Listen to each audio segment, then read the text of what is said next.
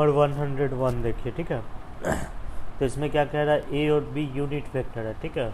यहाँ क्वेश्चन में ही दिया हुआ है, ठीक है। क्वेश्चन में क्या दिया हुआ है, ए क्या वेक्टर ए, ये यूनिट वेक्टर है, तो इसका मतलब इसका मैग्नीट्यूड 1 होगा। और उसी तरह से जो है बी कैप भी यूनिट वेक्टर है, तो इसका मतलब इसका भी मैग्नीट्यूड 1 होगा, ठीक है। अब वेक्टर सी इस तरह से है कि वेक्टर ए कैप और वेक्टर सी के बीच जो एंगल है वो π/12 है, ठीक है। कुछ वेक्टर ए और ए कैप दिया हुआ है, वेक्टर ए कैप और वेक्टर सी के बीच का एंगल जो है आपका वो π/12 दिया हुआ है, ठीक है। और क्या दिया हुआ है, और दिया हुआ है बी कैप जो है वो किसके इक्वल है, vector C plus 2 times vector C plus इसके इक्वल दिया हुआ है, ठीक है। तब आपको ये निकालना है, ठीक है, 6 टाइम्स वेक्टर सी का मैग्नीट्यूड का स्क्वायर, ये निकालना है, ठीक है। ये निकालना है आपको। तो ये जब निकालना है, जब तक हमको मैग्नीट्यूड ऑफ वेक्टर सी नहीं पता होगा तब तक ये चीज़ नहीं निकल पाएगा, नहीं ना।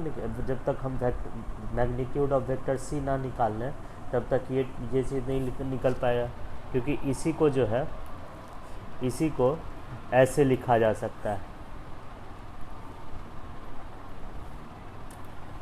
6 को बाहर कर दीजिए तो 6 square times magnitude of vector C square, ठीक है। तो ये आपको पता नहीं है, ठीक है। तो इसको फाइंड आउट करना है, magnitude of vector C find out करना है। तो magnitude of vector C find out करने के लिए आपको ये इक्वेशन दिया हुआ है, ठीक है। और आपको पता है वेक्टर ए और वेक्टर सी के बीच का एंगल जो है वो π/12 है, ठीक है। और मैग्नीट्यूड ऑफ वेक्टर सी निकालना है। तो मैग्नीट्यूड ऑफ वेक्टर सी निकालने के लिए जो है, अगर हम इसको स्क्वायर कर देते हैं, अगर हम इस इक्वेशन के दोनों तरफ स्क्वायर कर देते हैं तो RHS में मैग्नीट्यूड ऑफ वेक्टर सी का टर्म आपको मिल जाएगा, ठीक है। इक्वेशन में जो है मैग्नीट्यूड ऑफ वेक्टर सी आ जाएगा, ठीक है। तो यहाँ देखिए, तो इसी में जो है इक्वेशन के दोनों तरफ हमको स्क्वायर करना पड़ेगा, ठीक है। इसका टर्म जब तक लाएंगे नहीं इक्वेशन में, मैग्नीट्यूड ऑफ वेक्टर सी का टर्म जब तक इक्वेशन में आएगा नहीं तब तक ये नहीं निकल पाएगा, ठीक है। तो मैग्नीट्यूड ऑफ वेक्टर सी लाने के लिए जो है इक्वेशन के दोनों तरफ हमको स्क्वायर करना होगा, ठीक है। तो square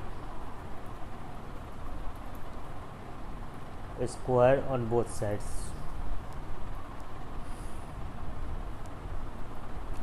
on both sides of equation 1।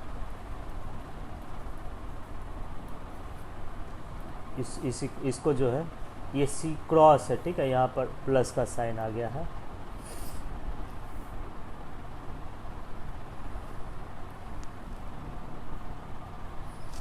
ठीक है, तो यहाँ देखिए, तो दोनों तरफ स्क्वायर कर दीजिए, ठीक है।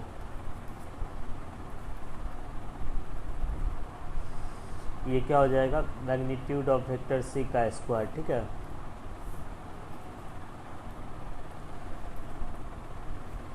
दोनों तरफ स्क्वायर कर रहे हैं, ठीक है। ये वेक्टर सी प्लस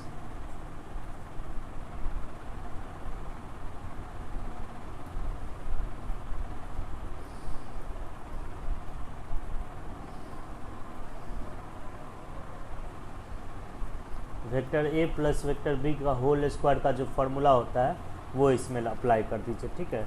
तो मैग्नीट्यूड ऑफ वेक्टर बी का स्क्वायर है बी कैप है, बी कैप यूनिट वेक्टर है तो इसका मैग्नीट्यूड 1 होगा। इसको एक्सपेंड कर दीजिए, ए प्लस बी कैप का जो A plus vector B whole square का जो फॉर्मूला होता है उस पर जो है इसको एक्सपेंड कर दीजिए। तो इसको क्या लिख सकते हैं, magnitude of vector C square plus 4 magnitude of vector C whole square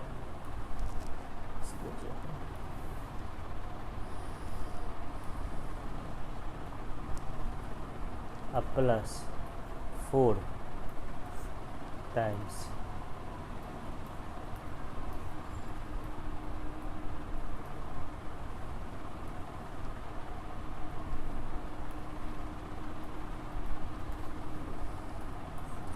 ठीक है। अब यहाँ तो ये क्या आ जाएगा आपका 1।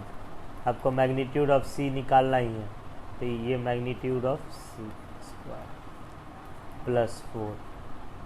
अब देखिए ए क्रॉस बी का जो फार्मूला होता है वो अप्लाई कर दीजिए, ठीक है।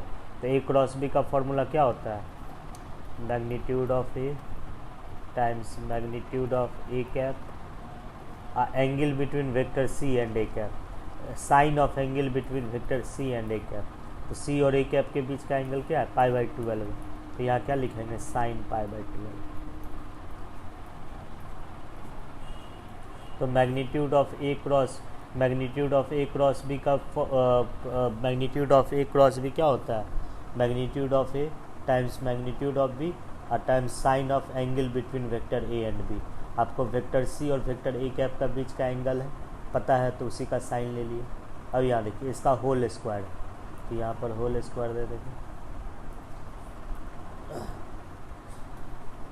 अब इसी को ऐसे लिख सकते हैं, वेक्टर सी है और C cross A, vector C cross A से डॉट प्रोडक्ट लिया, तो इसी को ऐसे लिख सकते हैं, ठीक है।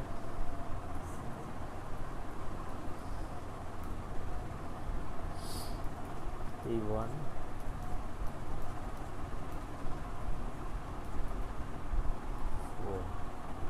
अब यहाँ देखिए ये क्या हो जाएगा, magnitude of vector C square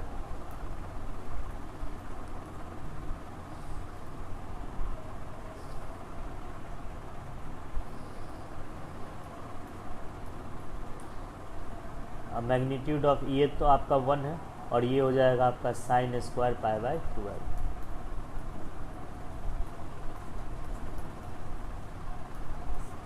और दो स्केलर ट्रिपल प्रोडक्ट में अगर दो वेक्टर सेम रहे तो उसका वैल्यू 0 होता है। अब इसी इक्वेशन से मैग्नीट्यूड ऑफ वेक्टर सी निकाल लेना है, ठीक है। तो magnitude of vector C common कर लेना है।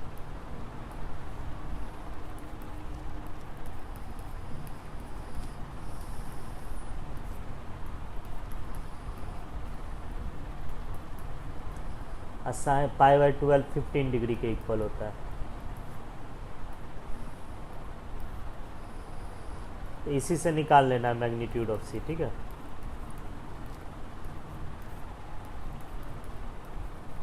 साइन 15 डिग्री होता है √3 -1/2√2 होता है, ठीक है।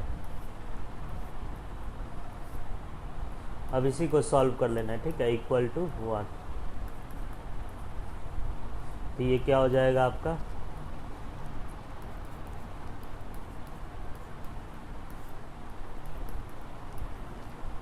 इसको एक्सपेंड कर दीजिए, ठीक है। तो एक्सपेंड करेंगे तो √3 - 1 होल स्क्वायर है, तो इसको ऐसे लिख सकते हैं 4 - 2√3 और डिवाइडेड बाय 2√2 का होल स्क्वायर 8। आप 4 को 8 से कैंसिल कर दीजिए तो डायरेक्ट हम 2 लिख सकते हैं इसको, ठीक है। तो इसी को सॉल्व करेंगे, 1 प्लस न्यूमरेटर से 2 कॉमन करके डिनोमिनेटर से कैंसिल कर दीजिए।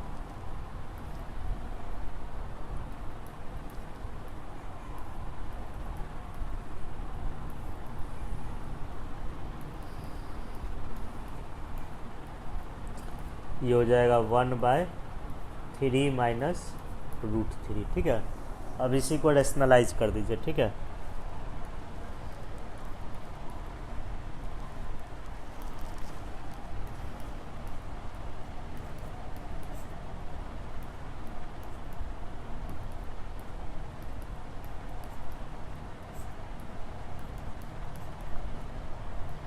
तो ये आ जाएगा आपका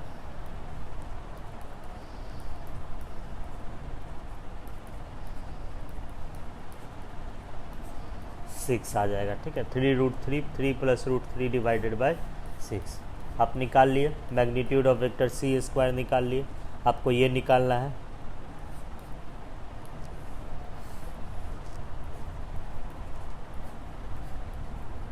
इसको क्या लिख सकते हैं, 6 स्क्वायर को बाहर कर देंगे मैग्नीट्यूड ऑफ सी स्क्वायर, तो ये हो जाएगा 36।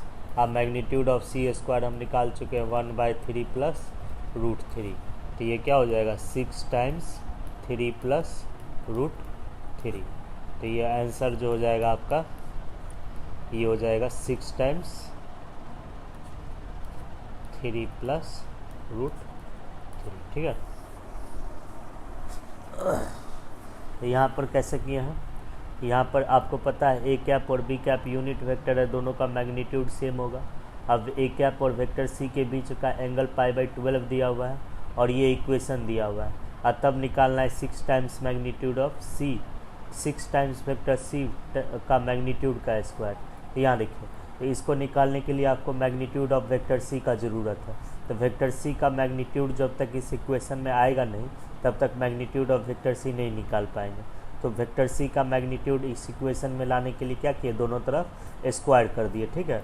और दोनों तरफ स्क्वायर किए हैं, और इसमें a + b होल स्क्वायर का जो फॉर्मूला होता है वो अप्लाई कर दिए हैं, ठीक है। आपको वेक्टर सी और वेक्टर ए कैप का क्रॉस प्रोडक्ट का मैग्नीट्यूड निकालना है, तो फार्मूला अप्लाई कर दीजिए, जो क्रॉस प्रोडक्ट का फार्मूला होता है वो अप्लाई कर दीजिए। तो उस फार्मूला के according vector magnitude of vector C लिख लिए, ए कैप का मैग्नीट्यूड लिख लिए, और दोनों के बीच का एंगल π/12 है उसका साइन ले लिए, और स्क्वायर कर दिए। यहाँ देखिए, इसी को सॉल्व किए तो मैग्नीट्यूड ऑफ सी स्क्वायर में इक्वेशन आ गया।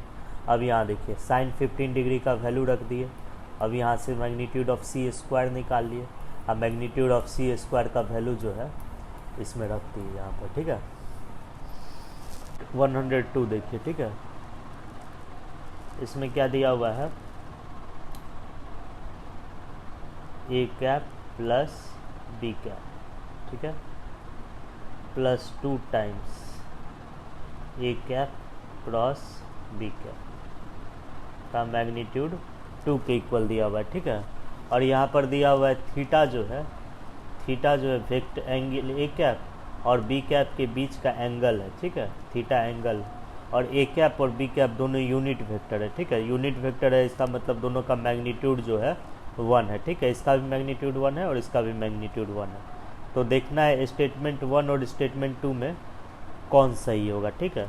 तो स्टेटमेंट 1 और स्टेटमेंट 2 चेक करने के लिए कौन सही होगा, तो उसके लिए देखिए इस क्वेश्चन में अननोन क्या है, आपका थीटा अननोन है, ठीक है, इस क्वेश्चन में जो है या आपका थीटा जो है ये अननोन है, ठीक है, थीटा का वैल्यू क्वेश्चन में नहीं दिया हुआ है। तो जब तक थीटा का वैल्यू नहीं निकलेगा तब तक हम लोग वेरीफाई नहीं कर सकते हैं ये स्टेटमेंट 1 ट्रू होगा या स्टेटमेंट 2 ट्रू होगा। तो सबसे पहले हमको थीटा निकालना है, ठीक है, इस इक्वेशन के हेल्प से जो है थीटा निकालना है। तो इस इक्वेशन में जब तक थीटा वाला टर्म लाएंगे नहीं तब तक थीटा का वैल्यू नहीं निकल सकता है। इक्वेशन में थीटा अननोन रहेगा तब ना उस इक्वेशन को सॉल्व करके थीटा निकाल लेंगे। इस इक्वेशन में थीटा कहीं नहीं है, तो हमको थीटा का टर्म लाना होगा, ठीक है। तो थीटा का टर्म लाने के लिए इस इक्वेशन में क्या करना पड़ेगा कि जिससे थीटा का टर्म आ जाए। तो यहाँ दे जो है, तो यहाँ दोनों इक्वेशन के दोनों तरफ आप स्क्वायर कर दीजिए, ठीक है, इक्वेशन के दोनों तरफ जो है स्क्वायर कर दीजिए सबसे पहले, ठीक है, तो उससे थीटा का टर्म आ सकता है। तो स्क्वायर करेंगे तो स्क्वायर कर दीजिए, इक्वेशन के दोनों तरफ स्क्वायर कर दीजिए, इसको एक्सपेंड कर दीजिए LHS को, वेक्टर a + a b का होल स्क्वायर का जो फार्मूला होता है वो फार्मूला अप्लाई करके एक्सपेंड कर देना है, ठीक है। तो एक्सपेंड करेंगे तो A cap plus B cap का मैग्नीट्यूड का होल स्क्वायर का फार्मूला अप्लाई कीजिए, ठीक है। और इसमें वेक्टर ए क्रॉस बी का क्रॉस प्रोडक्ट का जो वेक्टर ए और बी का क्रॉस प्रोडक्ट का जो मैग्नीट्यूड है उसका फार्मूला अप्लाई कीजिए, ठीक है। तो थीटा का टर्म जो है अपने आप आपका आ जाएगा, ठीक है। तो स्क्वायर कर दीजिए, ठीक है, सबसे पहले जो है हम लोग स्क्वायर करेंगे।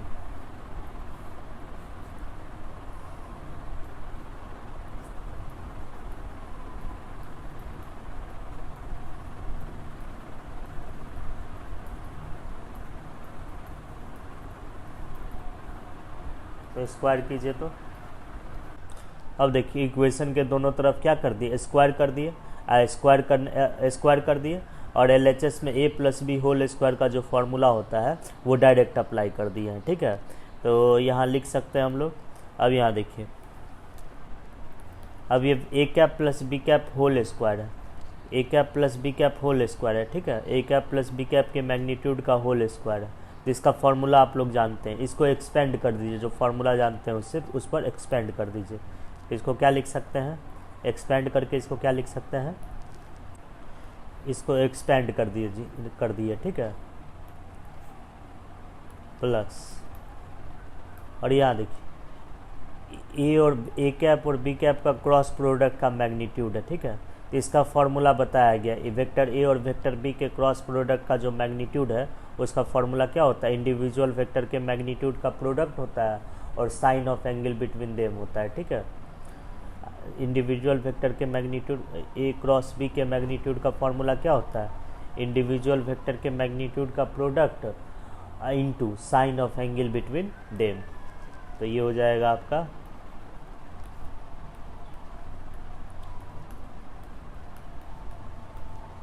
और दोनों के बीच का एंगल क्या है, साइन थीटा है। यहाँ पर बताया गया ए कैप और बी कैप के बीच का एंगल थीटा है, तो यहाँ लिखेंगे साइन थीटा।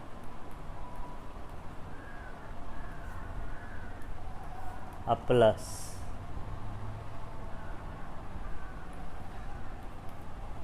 अब 4। अब यहाँ देखिए ये वेक्टर दो वेक्टर का क्रॉस प्रोडक्ट है। Vector A cap plus B cap का जो है वेक्टर ए क्रॉस बी से डॉट प्रोडक्ट लिया है, ठीक है। तो यहाँ पर जो है स्केलर ट्रिपल प्रोडक्ट हो जाएगा, ये स्केलर ट्रिपल प्रोडक्ट ऑफ, इसको कैसे लिख सकते हैं, vector A dot B cross C जो रहता है उसको कैसे लिखते हैं, scalar triple product of vector A B and C लिखते हैं ना। ठीक उसी तरह से जो है इसी में जहाँ वेक्टर ए है उसकी जगह ए कैप प्लस बी कैप है और फिर डॉट प्रोडक्ट का साइन है और दो वेक्टर ए कैप और बी कैप का क्रॉस प्रोडक्ट है।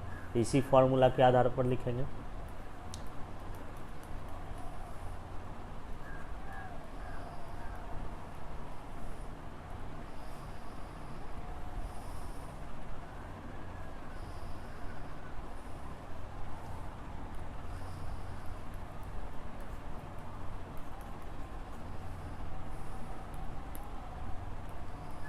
तो यहाँ देखिए इसको क्या किए, इसको A cap plus vector A plus B के मैग्नीट्यूड का होल स्क्वायर फार्मूला पर तोड़ दिए। इसमें क्रॉस प्रोडक्ट के दो वेक्टर का क्रॉस प्रोडक्ट के मैग्नीट्यूड का फॉर्मूला अप्लाई कर दिया है, इसको इस फॉर्म में लिख लिया है, ठीक है। अब इसी को सॉल्व कीजिए, ठीक है। चूँकि आप ए कैप यूनिट वेक्टर है, इसका मैग्नीट्यूड 1 होगा, ठीक है। बी कैप भी यूनिट वेक्टर, इसका मैग्नीट्यूड 1 होगा, +2। ए कैप डॉट बी कैप, इसको क्या लिखेंगे, दो वेक्टर का जो डॉट प्रोडक्ट होता है, दो वेक्टर का जो डॉट प्रोडक्ट होता है उसका फॉर्मूला अप्लाई कर दीजिए। A cap times B cap का मैग्नीट्यूड और कोसाइन ऑफ एंगल बिटवीन दे, ठीक है। और यहाँ क्या हो जाएगा, +4। ये क्या हो जाएगा, ये 1 हो जाएगा, ये भी 1 हो जाएगा, ठीक है। यहाँ स्क्वायर है, ठीक है, स्क्वायर नहीं गया है, ठीक है, यहाँ पर स्क्वायर कर।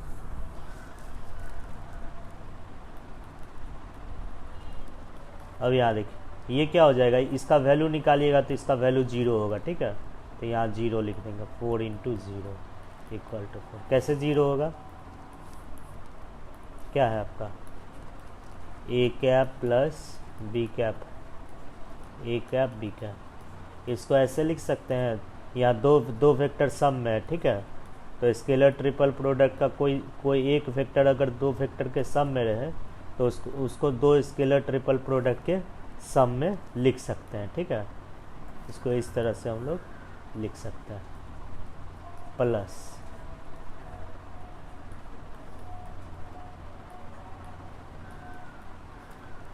ठीक है। तो यहाँ देखिए ये दो वेक्टर सम में था, ठीक है। स्केलर ट्रिपल प्रोडक्ट में ये वेक्टर जो है फर्स्ट वेक्टर दो वेक्टर के सम में था, तो दो स्केलर ट्रिपल प्रोडक्ट के सम में लिख लिए। फर्स्ट स्केलर ट्रिपल प्रोडक्ट में सम के जगह सम का फर्स्ट वेक्टर लिखे और सेकेंड स्केलर ट्रिपल प्रोडक्ट में सम के जगह सम का सेकेंड वेक्टर लिखे और बाकी दो वेक्टर को रिमेनिंग 2 वेक्टर्स को एज इट इज लिखे हैं, ठीक है। तो यहाँ देखिए इसका वैल्यू, इसमें देखिए दो वेक्टर सेम है तो ये 0 हो जाएगा, इसमें भी दो वेक्टर सेम है, ये 0 हो जाएगा, तो ये क्या हो जाएगा 0, तो इसका वैल्यू जो है ये 0 होगा। ठीक है, तो यही 0 हम लोग यहाँ पर लिखे हैं। ठीक है, तो इसी को सॉल्व करेंगे तो क्या आएगा देखिए, तो 1 + 1 2 + 2, ये वैल्यू 1 है आपका और ये वैल्यू भी 1, तो 2 cos थीटा अब plus 4 sin square theta equal to 4। अब इसी को सॉल्व करके थीटा निकाल लीजिए। ठीक है, तो ये क्या हो जाएगा आपका, यहाँ cos थीटा है। ठीक है, यहाँ cos थीटा है, तो और यहाँ sin स्क्वायर थीटा है, तो cos थीटा में क्वाड्रेटिक इक्वेशन ले आइए, उसी को सॉल्व करके थीटा निकाल लेना है। ठीक है,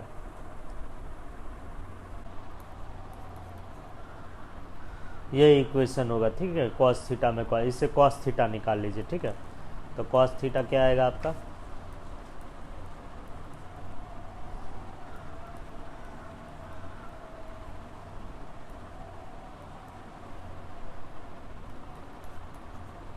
ठीक है, तो cos थीटा 1 होगा और cos थीटा -1/2 होगा। ठीक है, तो इससे थीटा निकाल लीजिए। ठीक है, cos थीटा 1 करेंगे तो थीटा पाई आएगा, और थीटा जो है एंगल बिटवीन टू वेक्टर्स है। ठीक है, तो एंगल बिटवीन टू वेक्टर्स जब भी होता है 0 और पाई के बीच में होता है, तो 0 और पाई के बीच में किस एंगल का cos 1 होगा, पाई का होगा। 0 और पाई के बीच में किस एंगल का cos -1/2 के इक्वल होगा, डायरेक्ट लिख लीजिए, थीटा इक्वल टू 2π/3। लेकिन यहाँ थीटा का रेंज दिया हुआ है। ठीक है, थीटा का रेंज जो है आपका 0 से पाई है। ठीक है, अब पाई पर देखिए ओपन इंटरवल, पाई शामिल नहीं है, तो इसके लिए ये वैल्यू हम लोग कंसीडर नहीं करेंगे। ठीक है, तो इसीलिए थीटा क्या हो जाएगा आपका, थीटा जो होगा 2π/3 होगा। ठीक है, अब थीटा आप निकाल चुके हैं। ठीक है, तब आप स्टेटमेंट 1 और स्टेटमेंट 2 जो है चेक कर सकते हैं, इसमें से कौन सा स्टेटमेंट ट्रू होगा या कौन सा स्टेटमेंट फॉल्स होगा। ठीक है, तो स्टेटमेंट 1 क्या है, यही है,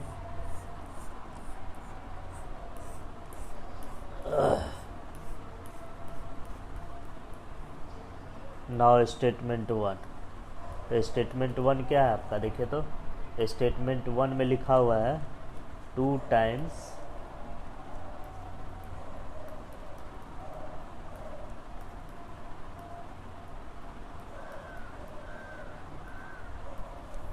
ये दोनों वेक्टर जो है आपस में इक्वल है। ठीक है, तो पहले इसका वैल्यू निकाल लीजिए, LHS का वैल्यू निकाल लीजिए और RHS का भी वैल्यू निकाल लीजिए, देखिए दोनों आपस में सेम है या नहीं। ठीक है, तो LHS का पहले निकाल लेते हैं। ठीक है, तो LHS में क्या है, 2 times magnitude of A cap cross B cap है। ठीक है, तो इसका दो वेक्टर के क्रॉस प्रोडक्ट का मैग्नीट्यूड का फॉर्मूला अप्लाई कर देना है। ये क्या हो जाएगा, magnitude of A magnitude of B cap sine of angle between them.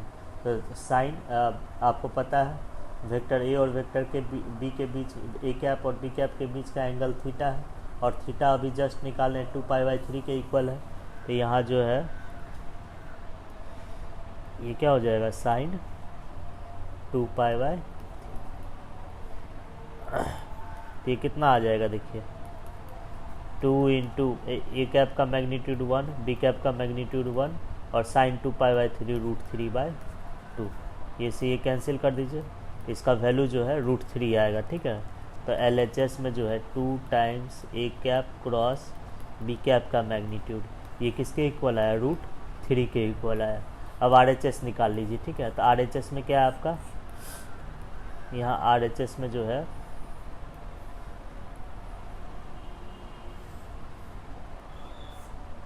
RHS में जो A cap minus B cap का मैग्नीट्यूड है, ये कैसे निकालेंगे, A cap minus B cap, इस वेक्टर का मैग्नीट्यूड कैसे निकालेंगे हम लोग, देखिए तो LHS निकाल लिए, LHS √3 आया, और RHS निकालना A cap minus B cap, ये कैसे निकालेंगे देखिए तो यहाँ देखिए इस वेक्टर का मैग्नीट्यूड निकालना है, इस वेक्टर का मैग्नीट्यूड निकालना है। तो मैग्नीट्यूड निकालने का फॉर्मूला क्या होता है, यहाँ देखिए तो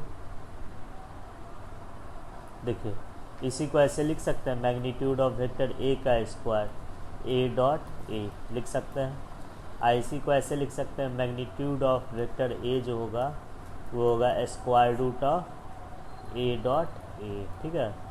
तो मैग्नीट्यूड ऑफ वेक्टर ए क्या हो जाएगा, square root of magnitude of A whole square होगा ना। तो डायरेक्ट यही फार्मूला अप्लाई करना है, ठीक है। डायरेक्ट जो है आपको यही फार्मूला अप्लाई करना है, ठीक है। तो इसी को ऐसे लिख सकते हैं, देखिए तो magnitude of vector A minus B है, तो root magnitude of vector A minus B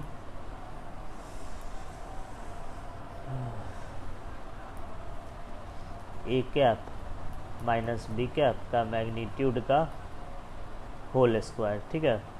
अब फार्मूला डायरेक्ट अप्लाई कर दीजिए, ए माइनस बी वेक्टर का मैग्नीट्यूड का स्क्वायर, तो ये हो जाएगा A cap square minus 2 times A cap dot B cap, ठीक है। तो ये क्या हो जाएगा आपका मैग्नीट्यूड ऑफ वेक्टर ए, ये आपका यूनिट वेक्टर है मैग्नीट्यूड 1, सिमिलरली इसका मैग्नीट्यूड 1, ए कैप और बी कैप दोनों यूनिट वेक्टर है, तो दो डॉट प्रोडक्ट का फॉर्मूला अप्लाई करेंगे तो डायरेक्ट हम लोग लिख सकते हैं 2 times cos angle between A cap and B cap क्या है आपका पाई बाय 2 पाई बाय 3 है।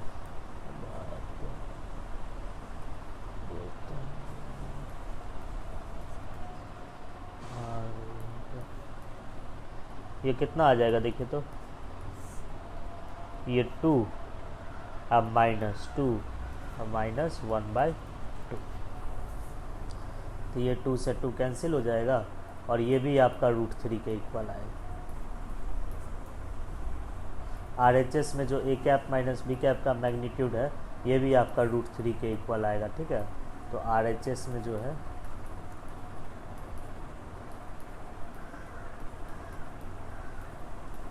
ये भी आपका √3 के इक्वल आएगा। तो कह सकते हैं 2 times A cap cross B cap equal to magnitude of A minus, ठीक है। अब यहाँ देखिए अब क्या है आपका, अब स्टेटमेंट 2 देखिए, ठीक है। तो स्टेटमेंट 2 में क्या कह रहा है, statement projection of vector A on this vector is 1/2, तो यानी कि प्रोजेक्शन निकालना है, ठीक है। तो प्रोजेक्शन का फॉर्मूला क्या होता है, स्टेटमेंट 2, स्टेटमेंट 2 क्या कह रहा है,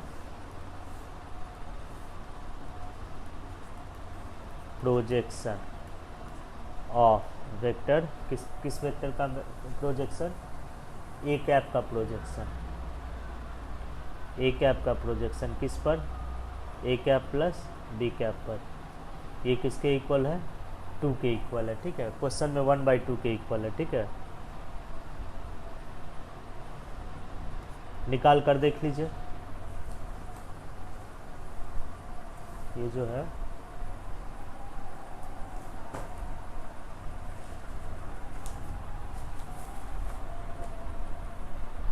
ये निकाल कर देख लीजिए, projection of A cap on A cap plus B cap. तो प्रोजेक्शन निकालना रहता है, वेक्टर ए का वेक्टर बी पर प्रोजेक्शन निकालना रहता है, तो न्यूमरेटर में दोनों का डॉट प्रोडक्ट लेते हैं, तो डॉट प्रोडक्ट ले लीजिए,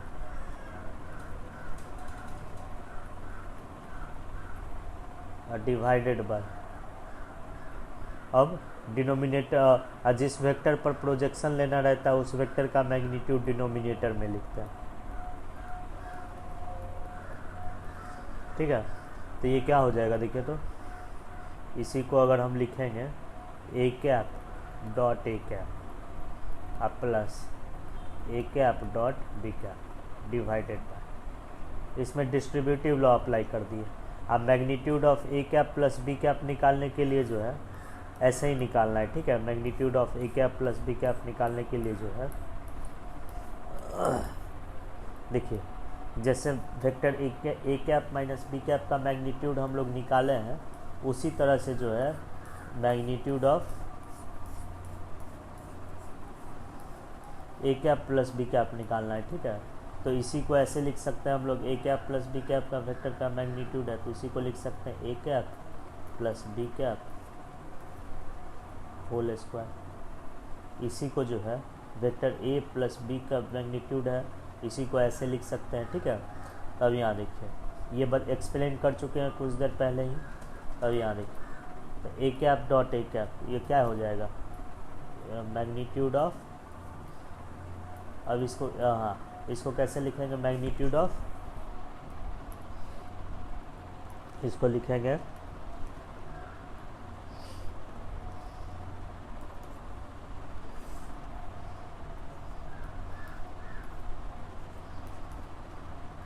ए cap plus dot B cap, और दोनों यूनिट वेक्टर है तो दोनों का डॉट प्रोडक्ट जो हो जाएगा कॉस थीटा, और कॉस थीटा आपको मालूम है थीटा जो है आपका 2π/3 है, ठीक है।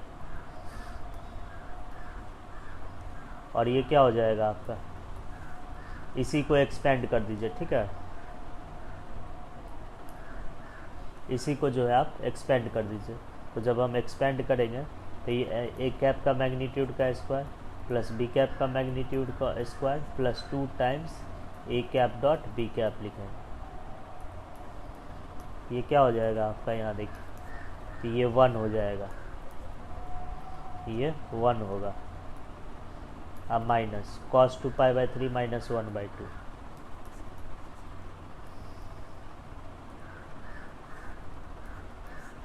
To plus 2 times cos A cap dot B cap है, दोनों यूनिट वेक्टर है तो A cap dot B cap cos theta, theta 2π/3 है,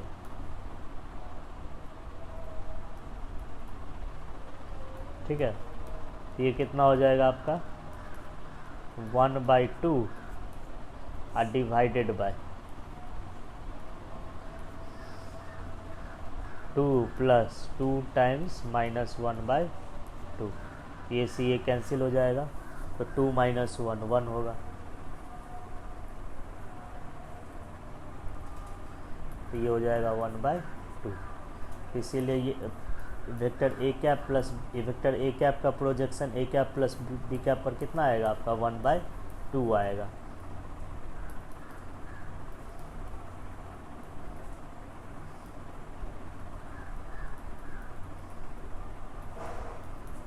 यानी कि स्टेटमेंट S2 भी ट्रू है, S2 ट्रू है और S1 भी आपका ट्रू है, दोनों स्टेटमेंट जो है आपका ट्रू होगा, ठीक है।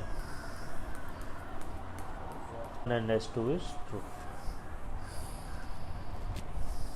111 देखिए, ठीक है।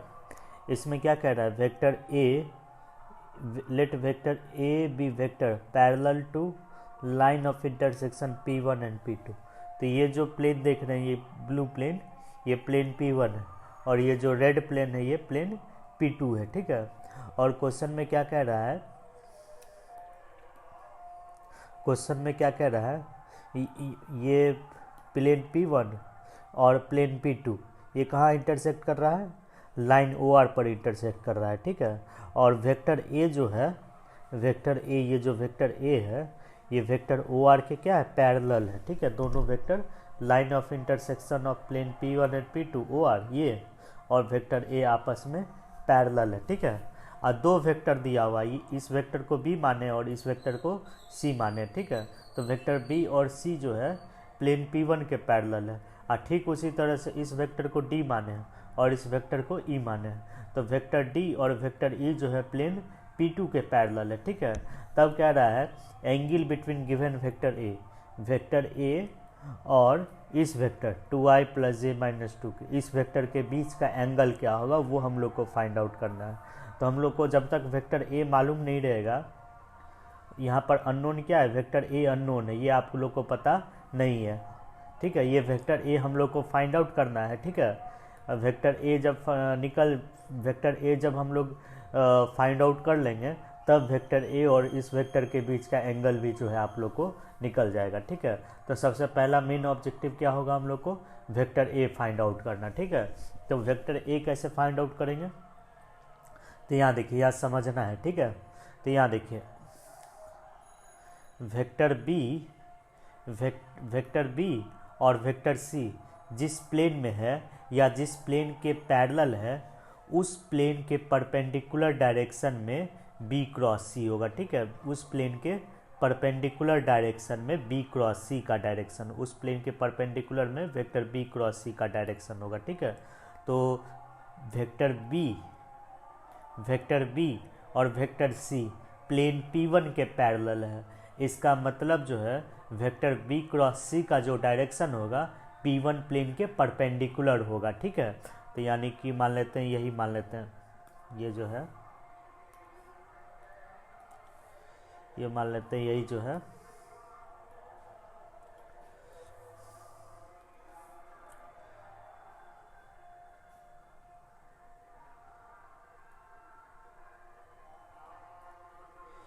ये जो है, ये वेक्टर जो है बी क्रॉस सी है मान लेते हैं, ठीक है। ये वेक्टर आपका बी क्रॉस सी है।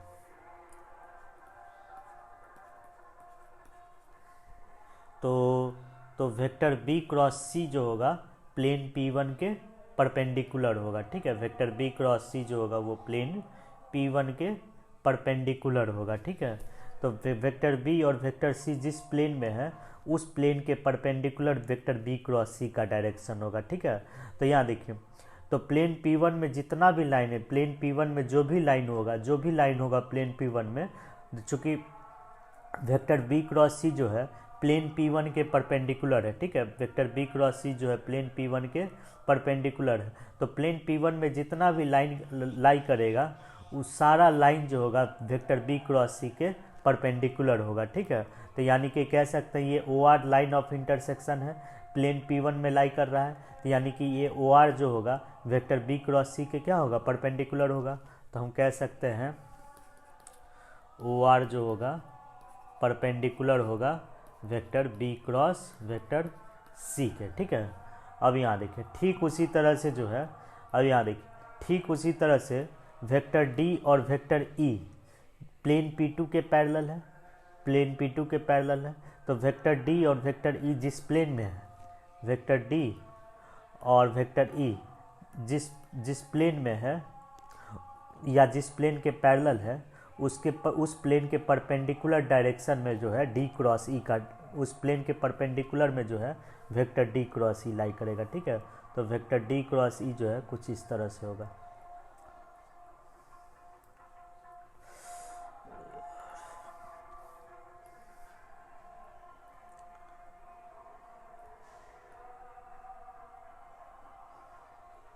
तो वेक्टर डी क्रॉस ई जो है वो कुछ इस तरह से होगा।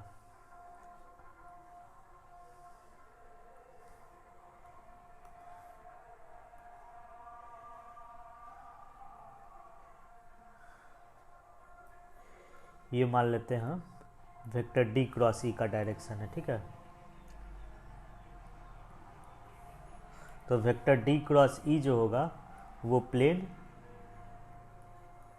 वेक्टर डी क्रॉस ई जो होगा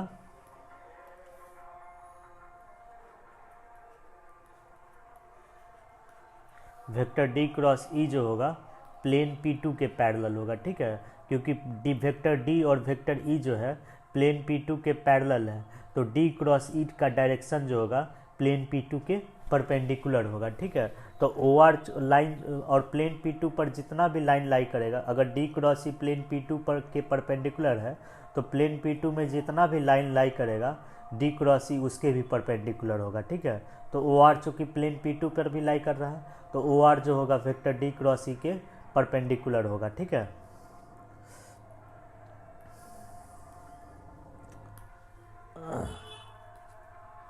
OR perpendicular to vector D cross vector E, ठीक है। अब यहाँ देखिए, तो एक थ्योरी पढ़े होंगे, अगर कोई वेक्टर ए है वेक्टर बी के भी परपेंडिकुलर है और वेक्टर ए जो है एंड वेक्टर ए जो है वेक्टर सी के भी परपेंडिकुलर है, तो वेक्टर ए जो होगा वेक्टर बी क्रॉस सी के पैरेलल होगा, ठीक है। तो ठीक उसी तरह से जो है vector OR vector B cross C के भी परपेंडिकुलर है और वेक्टर OR जो है डी क्रॉस ई के भी परपेंडिकुलर है। तो इसका मतलब जो होगा वेक्टर OR जो होगा पैरेलल होगा, इन दोनों वेक्टर के क्रॉस प्रोडक्ट के पैरेलल होगा, ठीक है।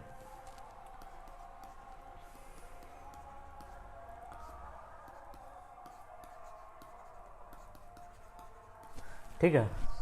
अब यहाँ देखिए, और हमको वेक्टर ए फाइंड आउट करना है, वेक्टर ए फाइंड आउट करना है, और आपको पता है वेक्टर ए जो ओ आर जो है वेक्टर ए के पैरेलल है।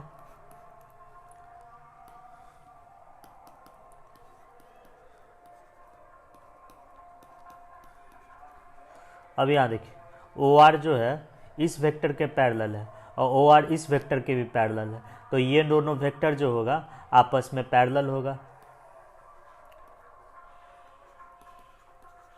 तो दिस इम्प्लाइज देखिए ये वेक्टर ए है, मान लेते हैं ये वेक्टर ए जो है वेक्टर बी के भी पैरेलल है, और वेक्टर ए जो है वेक्टर सी के भी पैरेलल है।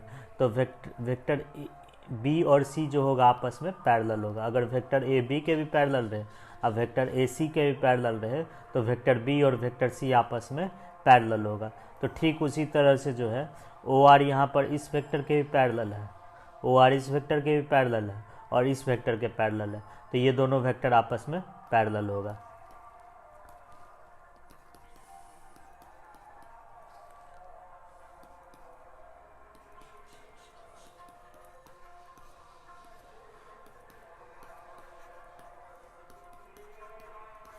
ठीक है।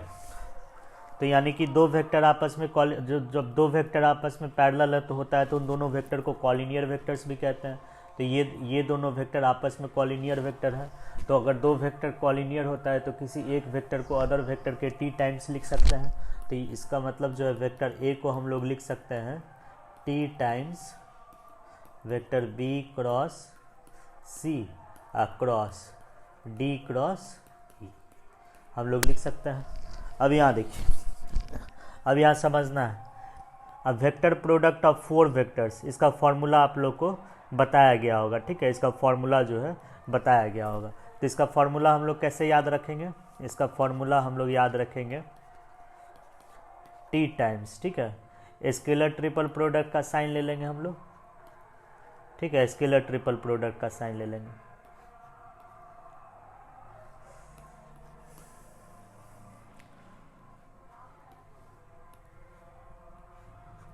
स्केलर ट्रिपल प्रोडक्ट का साइन ले लिया हम लोग। अब यहाँ देखिए, अब ब्रैकेट में जो फर्स्ट कोई ये वेक्टर लिख लीजिए, वेक्टर बी लिख लेते हैं, कोई एक वेक्टर बी लिख लिए यहाँ पर। ठीक है, अब ब्रैकेट में जो वेक्टर है इस फर्स्ट जो ब्रैकेट वाला कोई इन दोनों में से कोई एक ब्रैकेट वाला वेक्टर ले लेना, या ये ब्रैकेट चूज कर सकते हैं या नहीं तो ये ब्रैकेट चूज कर सकते हैं। दोनों में से कोई एक ब्रैकेट आप चूज कर सकते हैं। तो हम यही वाला चूज किए, वेक्टर बी लिए हैं। तो वेक्टर बी जिस ब्रैकेट में है उसके अलावा कौन सा वेक्टर है? वेक्टर सी है। तो वेक्टर सी को यहाँ लिखेंगे हम लोग। ठीक है, अब यहाँ देखिए, तो वेक्टर बी लिख लिए हैं। कॉपी क्या हो गया?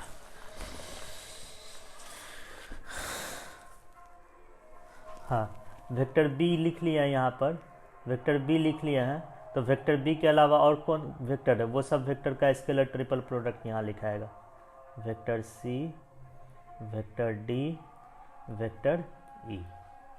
ठीक है, अब वेक्टर सी यहाँ पर लिखे हैं, तो वेक्टर सी के अलावा और कौन सा वेक्टर है लाइन में, ऑर्डर में? Vector B, vector D, vector E, vector B, vector D और वेक्टर ई का स्केलर ट्रिपल प्रोडक्ट। अब यहाँ देखिए, आपको वेक्टर सी भी पता है, यहाँ पर वेक्टर सी भी पता है, वेक्टर डी भी पता है, वेक्टर ई भी पता है। तो वेक्टर सी, डी और ई का स्केलर ट्रिपल प्रोडक्ट लिख सकते हैं। और ठीक उसी तरह से वेक्टर बी, डी और ई का स्केलर ट्रिपल प्रोडक्ट निकाल सकते हैं। तो यहाँ निकाल लीजिए रफ में। ठीक है, एक निकाल देते हैं, बाकी आप खुद से निकाल लीजिएगा। ठीक है, तो यहाँ देखिए, हमको वेक्टर सी, वेक्टर डी और वेक्टर ई का स्केलर ट्रिपल प्रोडक्ट निकालना है। ठीक है, इक्वल टू निकालना है। और तीनों वेक्टर जो है वेक्टर सी, वेक्टर डी और वेक्टर ई, आई, जे और के का लीनियर कॉम्बिनेशन है। ठीक है, तो तीनों वेक्टर का स्केलर ट्रिपल प्रोडक्ट निकालने के लिए जो है हम लोग डिटर्मिनेंट का साइन लेंगे। और डिटर्मिनेंट के फर्स्ट रो में वेक्टर सी का स्केलर कंपोनेंट लिख देंगे। तो वेक्टर सी का स्केलर कंपोनेंट लिख दीजिए 0, 4, -3, 0, 4, -3। और ठीक उसी तरह से डी का स्केलर कंपोनेंट लिख दीजिए 0, 1, -1, और ठीक उसी तरह से ई का स्केलर कंपोनेंट लिख दीजिए, ये होगा 330। और इसी डिटर्मिनेंट को सॉल्व कर लीजिए, तो सॉल्व करने पर आएगा -3 आएगा, ठीक है। तो सी डी और ई का स्केलर ट्रिपल प्रोडक्ट -3 होगा, ठीक है। तो यहाँ लिखेंगे, ठीक है। वेक्टर ए जो हो जाएगा आपका t टाइम्स -3 वेक्टर बी, और उसी तरह से जो है बी डी और ई का स्केलर ट्रिपल प्रोडक्ट निकाल लीजिए, ठीक है। तो ये होगा आपका -15, इसका स्केलर ट्रिपल प्रोडक्ट अगर निकालते हैं तो ये -15 होगा, ठीक है। तो -15 टाइम्स वेक्टर सी। तो वेक्टर ए को क्या लिख सकते हैं हम लोग, t टाइम्स 15 सी वेक्टर और -3 बी वेक्टर। अब वेक्टर सी यहाँ दिया हुआ है आपका क्वेश्चन में ही, वेक्टर सी आपको दिया हुआ है, अब वेक्टर डी भी दिया हुआ है, ठीक है। तो दोनों रख दीजिए, ठीक है। तो फिर ये हो जाएगा आपका, दोनों रख दीजिए, vector A equal to T times 15, अब वेक्टर सी दिया हुआ है आपका 4j - 3k, अब -3, अब वेक्टर बी दिया हुआ है आपका 2j + 3k,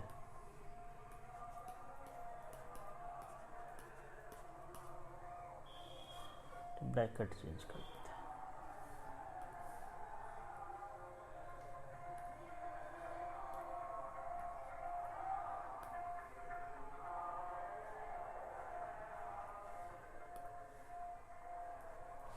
अब यहाँ देखिए, अब इसी को सॉल्व कर लीजिए, ठीक है। तो इसी को सॉल्व करेंगे तो वेक्टर ए आपका निकल जाएगा, ठीक है। तो वेक्टर ए आएगा आपका t टाइम्स 54j और आएगा आपका -54k,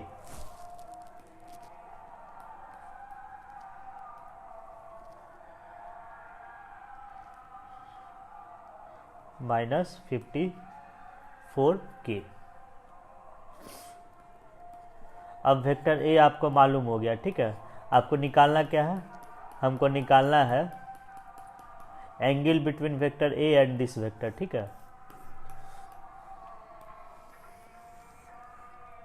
तो हमको निकालना है, लेट मान लेते हैं, एंगल बिटवीन वेक्टर ए और कौन सा वेक्टर है, 2i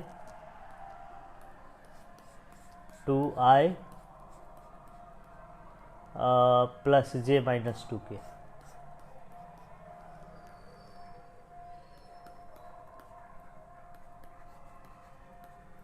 इन दोनों वेक्टर्स के बीच का एंगल निकालना है आपको, ठीक है। तो एंगल कैसे निकालेंगे हम लोग, तो एंगल निकालने के लिए इन दोनों के बीच का एंगल हम लोग जो है थीटा मान लेते हैं, ठीक है। तो थीटा मान लेंगे तो कॉस थीटा क्या हो जाएगा, कॉस थीटा जो हो जाएगा वो हो जाएगा vector A dot 2i + j - 2k, ठीक है।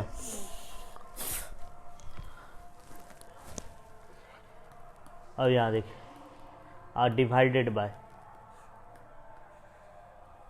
Magnitude of A times magnitude of 2i + j - 2k,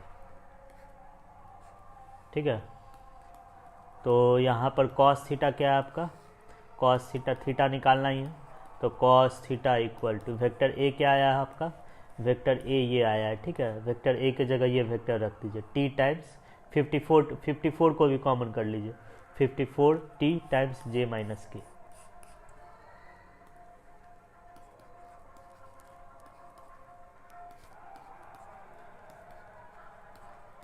dot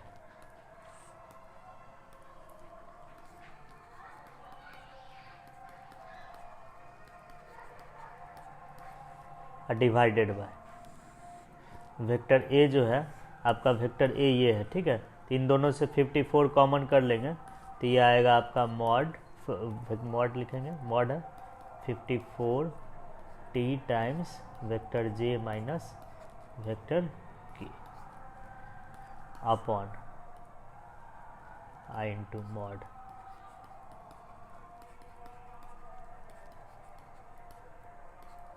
अब सॉल्व कर लीजिए, इसी को सॉल्व कर लीजिए, ठीक है। तो इसको सॉल्व करेंगे तो क्या आ जाएगा आपका, देखिए cos theta equal to 54t, और ये क्या हो जाएगा देखिए, तो ये हो जाएगा आपका 1 प्लस 2 3, ठीक है।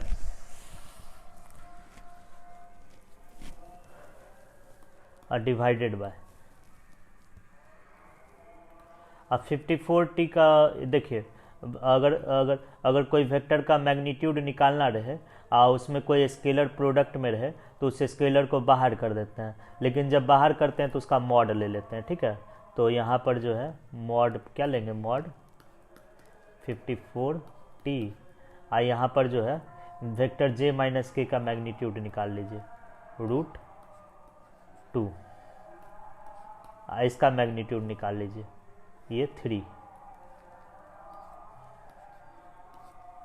ठीक है। अब ये 3 से जो है आपका 3 कैंसिल हो जाएगा। अब कॉस थीटा को हम लोग लिख सकते हैं यहाँ पर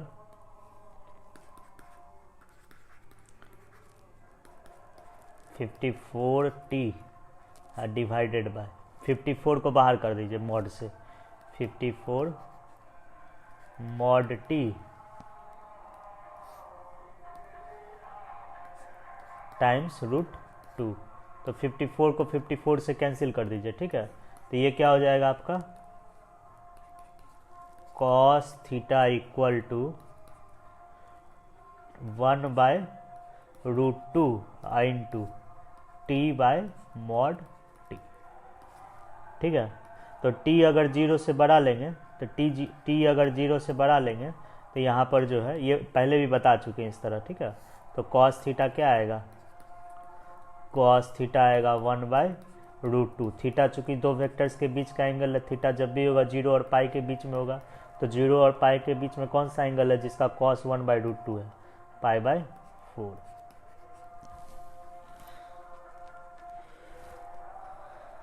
कॉस थीटा एक आएगा π/4 आएगा। और उसके बाद यहाँ देखिए जब t लेस देन 0 लेंगे, व्हेन 1, जब केस 2, t लेस देन 0, तो जब t लेस देन 0 होगा तो इसका कैंसिल होकर -1 आ जाएगा, ठीक है। तो कॉस थीटा जो होगा -1/√2 होगा, ठीक है। तो इसका मतलब थीटा जो होगा वो 3π/4 होगा, ठीक है। थीटा का दो वैल्यू आया, एक आया π/4 और एक आया 3π/4 आया, ठीक है। तो इसका दो आंसर होगा, ठीक है।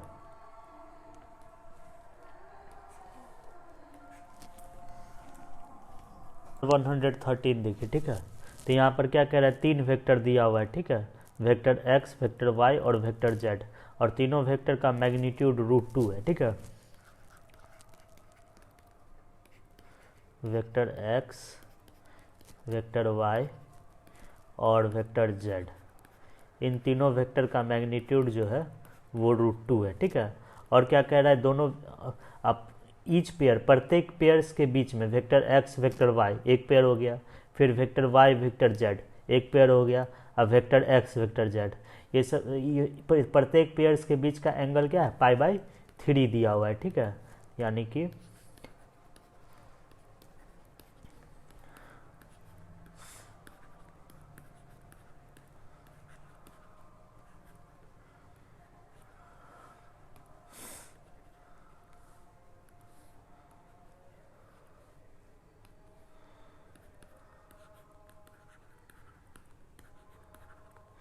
ये एंगल जो है आपका ये π/3 दिया हुआ है, ठीक है। अब क्या कह रहा है, वेक्टर ए कोई नॉन जीरो वेक्टर है, ठीक है, जो वेक्टर x और y क्रॉस z के पैरेलल परपेंडिकुलर है, ठीक है। यानी कि क्वेश्चन में दिया हुआ है वेक्टर ए जो है perpendicular to vector x and vector A जो है perpendicular to vector y cross z। यहाँ देखिए वेक्टर ए और वेक्टर बी, वेक्टर ए जो है इन दोनों वेक्टर के परपेंडिकुलर है, तो इसका मतलब होगा वेक्टर ए जो होगा इन दोनों वेक्टर्स के क्रॉस प्रोडक्ट के पैरेलल होगा, ठीक है। इसका मतलब होगा वेक्टर ए जो है पैरेलल होगा vector X cross Y cross Z के, ठीक है। अब यहाँ देखिए, जब दो वेक्टर कॉलिनियर है, इतना समझ गया। अब आगे देखिए, अब क्या कह रहा है, वेक्टर बी जो है नॉन जीरो वेक्टर है, जो वेक्टर वाई और वेक्टर जेड क्रॉस एक्स के पैरेलल है, ठीक है। तो यानी कि नाउ ऑल्सो, और क्या दिया हुआ है, वेक्टर बी जो है वेक्टर वाई के परपेंडिकुलर है, एंड ठीक उसी तरह से जो है वेक्टर वाई जो बी जो है जेड क्रॉस एक्स के परपेंडिकुलर है, ठीक है, वेक्टर जेड क्रॉस एक्स के परपेंडिकुलर है।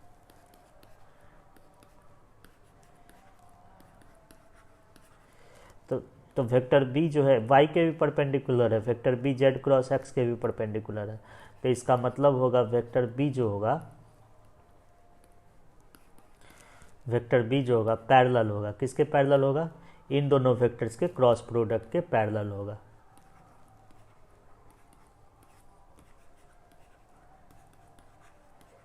ठीक है। अब आप देखिए क्वेश्चन में क्या कह रहा है, यहाँ पर वेक्टर ए निकालना है, वेक्टर ए फाइंड आउट करना है, वेक्टर बी फाइंड आउट करना है, और ए डॉट बी दोनों वेक्टर का डॉट प्रोडक्ट निकालना है, ठीक है। तो इसके लिए यहाँ देखिए वेक्टर ए जो है इस वेक्टर के पैरेलल है, तो यानी कि ये वेक्टर और ये वेक्टर दोनों आपस में कॉलिनियर होगा। तो जब दो वेक्टर आपस में कॉलिनियर होता है तो किसी एक वेक्टर को अदर वेक्टर के टी टाइम्स लिख सकते हैं। तो यहाँ हम लोग लिख सकते हैं, तो यहाँ पर हम लोग लिखेंगे, ठीक है। नाउ पहले वेक्टर ए फाइंड आउट कर लेते हैं, ठीक है, फाइंड वेक्टर ए।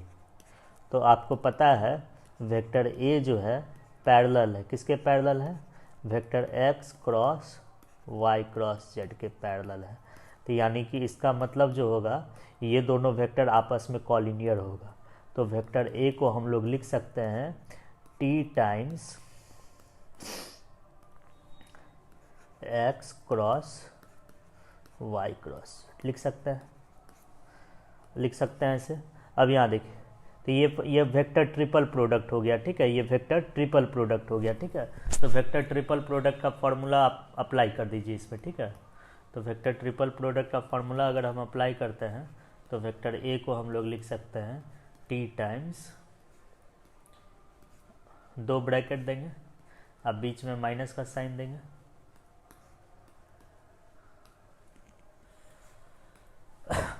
अब यहाँ देखिए मिडिल वेक्टर इसमें क्या है, y है, तो y को यहाँ लिख लेना है, ठीक है। मिडिल वेक्टर y को यहाँ हम लोग लिख लेंगे, ठीक है। मिडिल वेक्टर जिस ब्रैकेट में है उसके अलावा जो वेक्टर है z है उसको जो है यहाँ सेकेंड ब्रैकेट के प्रोडक्ट में लिखेंगे।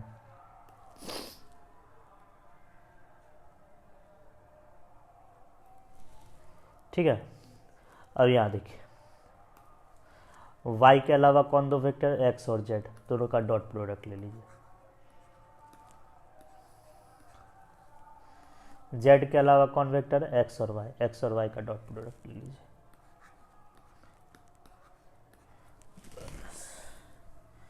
अब यहाँ देखिए आपको दोनों वेक्टर्स के बीच का एंगल पता है, उस x और y प्रत्येक वेक्टर्स प्रत्येक पेयर्स का बीच का एंगल पता है, π/3 है, और तीनों वेक्टर का मैग्नीट्यूड पता है। तो उससे x डॉट जेड निकल जाएगा, x डॉट वाई निकल जाएगा, ठीक है। तो x डॉट जेड कैसे निकालिएगा, x डॉट जेड और x डॉट वाई निकाल लीजिए अलग से, ठीक है। इसमें रख देंगे इस इक्वेशन में। तो x डॉट जेड निकालना है आपको, यहाँ देखिए वेक्टर x डॉट जेड दोनों वेक्टर का क्रॉस प्रोडक्ट, तो ये हो जाएगा आपका magnitude of x times magnitude of z, और दोनों वेक्टर्स के बीच का एंगल cos π/3। ये कितना हो जाएगा आपका, ये √2 होगा और ये भी √2 होगा, और cos π/3 1/2 होगा, ठीक है। तो ये कितना हो जाएगा 2 × 1/2, ये 1 होगा, ठीक है।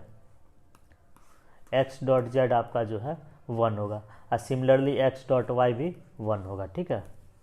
तो यहाँ लिख सकते हैं vector a equal to T times vector y और माइनस वेक्टर z। आपको t निकालना है, ठीक है। यहाँ पर t कोई रियल नंबर है, तो वेक्टर ए जो है वाई और जेड का लीनियर कॉम्बिनेशन में तो आ तो गया, वाई और जेड के लीनियर कॉम्बिनेशन में आ तो गया, लेकिन टी का वैल्यू आपको फाइंड आउट करना होगा, ठीक है। तो टी का वैल्यू हम लोग कैसे फाइंड आउट करेंगे? तो टी का वैल्यू फाइंड आउट करने के लिए यहाँ देखिए आपको सारा टी का वैल्यू फाइंड आउट करना है। तो टी का वैल्यू कैसे फाइंड आउट करेंगे हम लोग देखिए तो टी का वैल्यू फाइंड आउट करने के लिए आपको सारा चीज़ पता है, ठीक है। यहाँ देखिए आपको वेक्टर एक्स डॉट वाई पता है, ये किसके इक्वल है? 1 के इक्वल है। वाई डॉट जेड भी पता है, ये किसके इक्वल है? 1 के इक्वल है। एक्स डॉट जेड ये भी पता है आपको, ये किसके इक्वल है? 1 के इक्वल है, ठीक है। तो यहाँ देखिए तो टी का वैल्यू निकालने के लिए अगर हम x से डॉट प्रोडक्ट लेते हैं, इक्वेशन 1 के दोनों तरफ अगर x से डॉट प्रोडक्ट लेते हैं तो यहाँ देखिए टी का वैल्यू नहीं निकल पाएगा, ठीक है। कैसे नहीं निकलेगा? यहाँ देखिए वेक्टर a और वेक्टर x के आपस में परपेंडिकुलर है, ठीक है। अगर आप दोनों तरफ अगर x से डॉट प्रोडक्ट लेंगे तो यहाँ देखिए तो ये क्या हो जाएगा?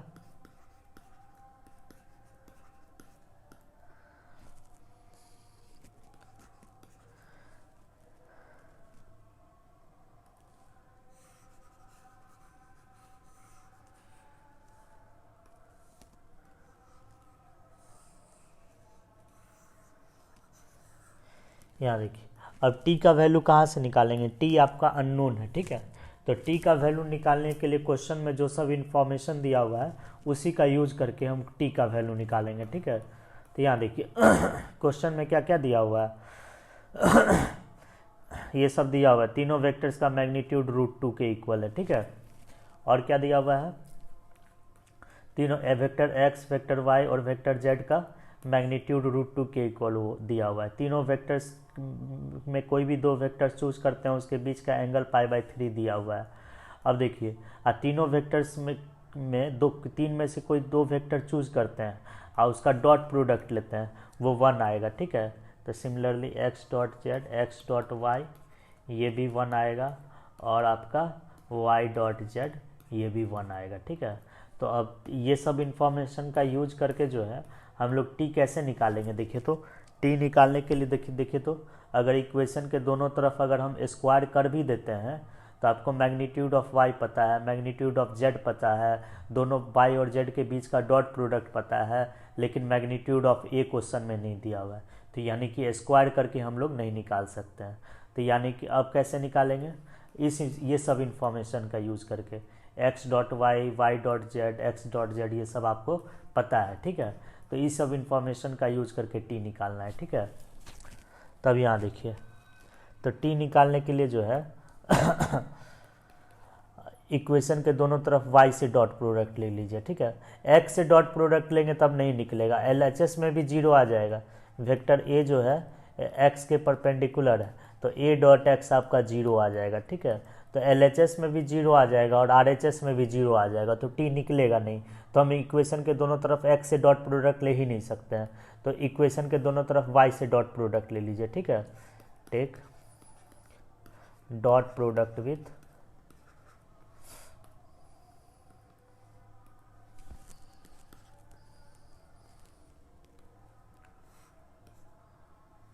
टेक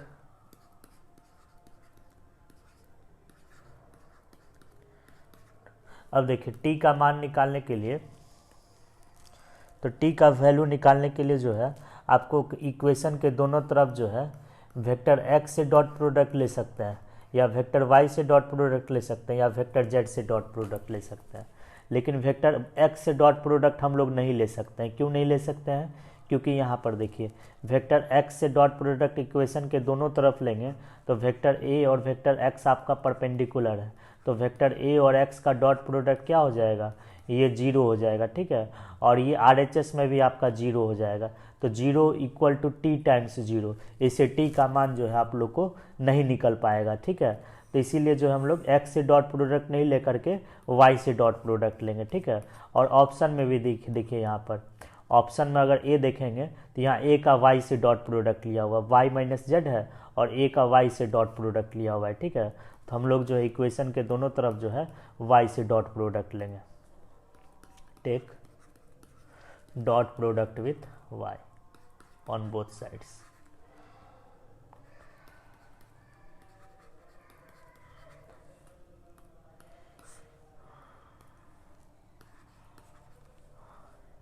तो ये क्या हो जाएगा आपका, ये हो जाएगा ये vector A dot Y equal to T times Y minus Z dot Y.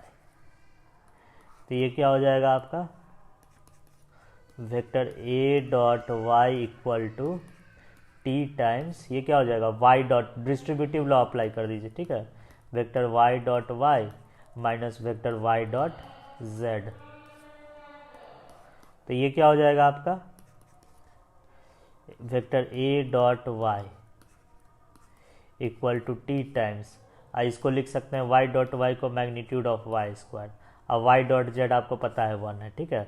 अब मैग्नीट्यूड ऑफ वाई आपको क्वेश्चन में ही दिया हुआ है, ये क्या दिया हुआ है आपका, ये आपका √2 दिया हुआ है, ठीक है। तो ये हो जाएगा आपका vector A dot Y equal to T times magnitude minus 1।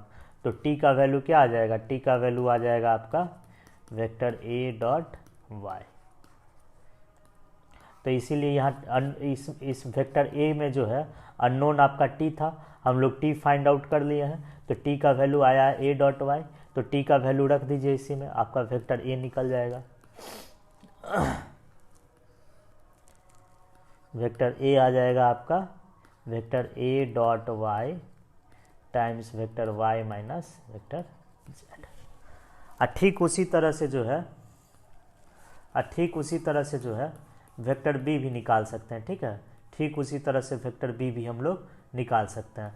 तो यहाँ देखिए वेक्टर बी ये किसके पैरेलल है, तो ये वेक्टर और ये वेक्टर आपस में कॉलिनियर है, तो वेक्टर बी को ऐसे भी लिख सकते हैं, वेक्टर बी को लिख सकते हैं हम लोग vector B equal to M लिखेंगे, टी ले चुके हैं, एम टाइम्स वाई क्रॉस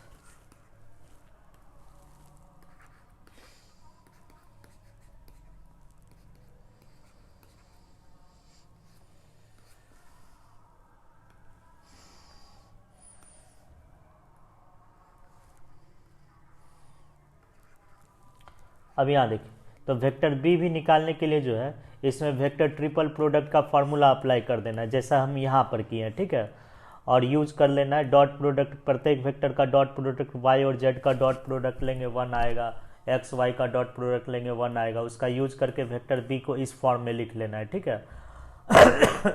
और इसमें अननोन एम निकालने के लिए जो है यहाँ देखिए वेक्टर बी जो है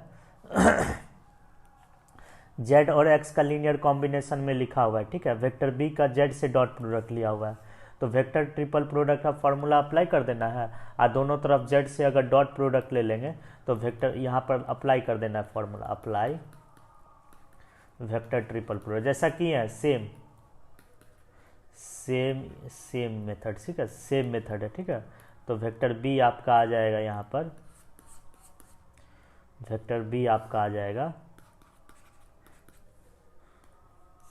ये आ जाएगा आपका B dot Z times Z minus x.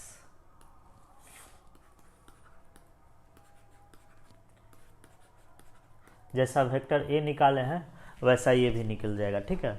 अब क्या कह रहा है, ए डॉट बी लेना है, ठीक है, ए डॉट बी, तो वेक्टर ए पता है वेक्टर बी पता है, दोनों का डॉट प्रोडक्ट ले लीजिए, तो वेक्टर ए डॉट बी है, ठीक है। तो वेक्टर ए क्या आया है, ए डॉट वाई टाइम्स क्या आया है वेक्टर वाई माइनस जेड,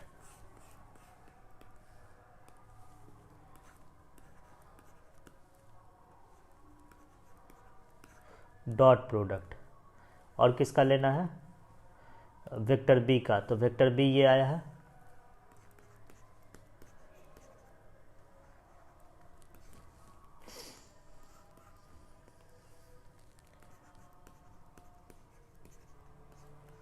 अब यहाँ देखिए ये दोनों वेक्टर का डॉट प्रोडक्ट लेना है, ठीक है, ये दोनों वेक्टर का हमको डॉट प्रोडक्ट लेना है। तो आपको पता है अगर ऐसा रहे m टाइम्स वेक्टर ए रहे, ठीक है, और dot n times vector B रहे,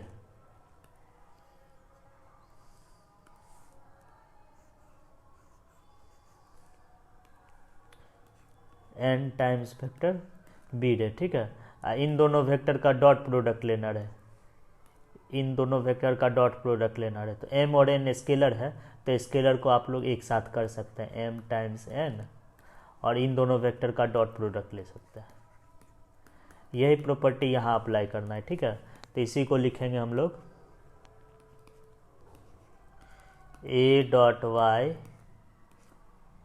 dot vector B dot Z, अलग से लिख लिए। अब यहाँ देखिए दोनों का डॉट प्रोडक्ट ले लीजिए, ठीक है। ये दोनों आपका स्केलर है, ठीक है। ये भी रियल नंबर है, ये भी रियल नंबर है, दोनों स्केलर है, ठीक है। तो दोनों स्केलर को एक साथ कर दिए, ठीक है। और ये दोनों वेक्टर को का डॉट प्रोडक्ट ले लेंगे,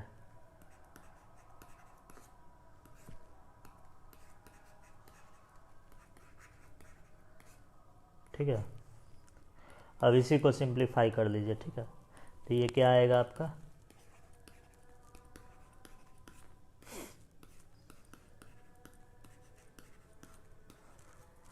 अब इसको एक्सपेंड कर दीजिए, ठीक है। इसको एक्सपेंड कर दीजिए,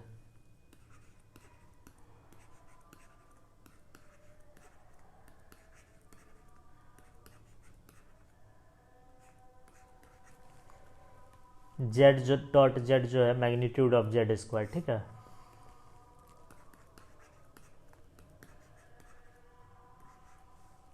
अब देखिए वाई डॉट जेड, ये 1 होगा, ये भी 1 होगा, ठीक है।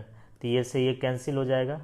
जेड का मैग्नीट्यूड √2 है, √2 का स्क्वायर करेंगे 2, और ये 1, तो यहाँ जो है 1 में से 2 घटाएंगे -1, ठीक है। तो इसको डायरेक्ट लिख सकते हैं minus A dot Y times vector B dot Z. तो ए और बी का डॉट प्रोडक्ट किया तो यही आया, ठीक है, ऑप्शन के अकॉर्डिंग, यही ऑप्शन में भी, ठीक है। तो ऑप्शन सी भी करेक्ट होगा, ठीक है। तो इसमें 3 ऑप्शन करेक्ट है, ए बी और सी। आंसर इसका ठीक कर लीजिएगा, इसका आंसर गलत दिया हुआ है, ठीक है।